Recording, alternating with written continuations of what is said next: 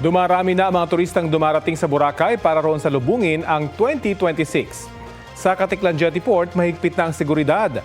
May ulat on the spot si Kim Salinas ng GMA Regional TV. Kim? Rafi, good morning at sa ating mga kapuso, nandito ako ngayon sa tapat ng isa sa mga sikat na tourist spot sa isla ng Boracay. Ito yung tinatawag nilang Willis Rock o yung volcanic rock formation na may imahe ng Birheng Maria.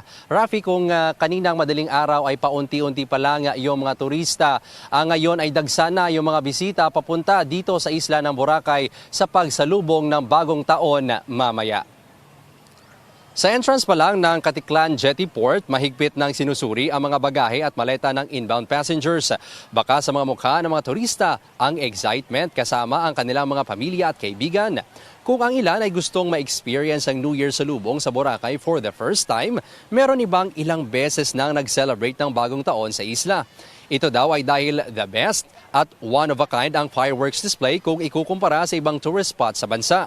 Handa na ang 10 establishmento na magpapailaw ng mga kalangitan sa gaganaping engranding fireworks display mamayang hating gabi.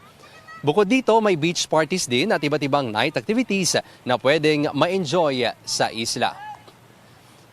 Rafi, nagpapatuloy pa rin maambon ang panahon dito sa isla ng Boracay, ngunit wala namang suspensyon sa biyahe ng fiber boats. Rafi? Maraming salamat, Kim Salinas ng GMA Regional TV.